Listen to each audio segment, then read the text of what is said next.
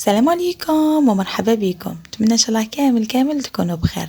اليوم جبت لكم فيديو خفيف وظريف ومفيد بمناسبة حلول العيد. ما بقالناش بزاف، على بالي كامل تكونوا حابين تبدلوا اللوك تاع شعركم. كاين اللي هبطت لها لا غاسين، كاين اللي خرج لها الشيب، كاين اللي لا كولور تاعها حالت.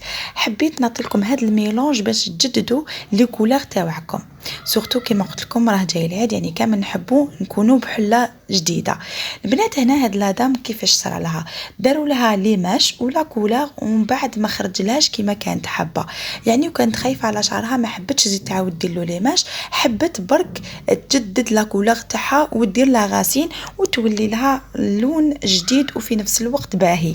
هنا هي دارت لا كولور اترونجير لامبورطاسيون، مي انا حبيت نعطيكم المعادله ولا الارقام بلي كولور لوكال اللي عندنا في الجزائر.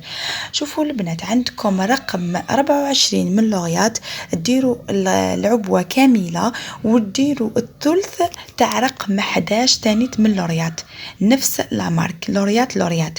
وبالنسبه لوكسيدون ديروا الفان، هذه بالنسبه للاخوات اللي يديروا لي كولور في الدار باش ما تغلبكمش وتخرج لكم غير بالعقل وما يجيكمش هذاك الاورانج اللي في راس في لاغاسين من الفوق.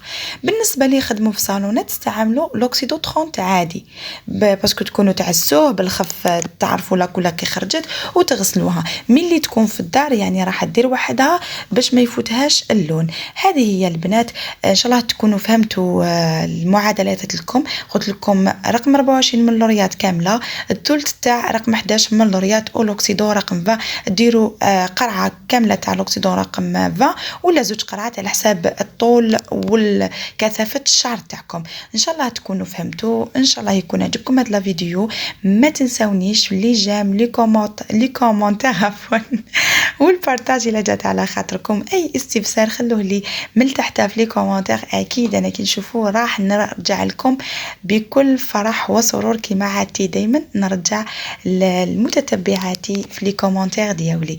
هذه هي البنات، نقول لكم صحه عيدكم، ينعاد علينا واليكم بالصحه والهنا. تلاقوا في فيديو جديد ان شاء الله. سلام.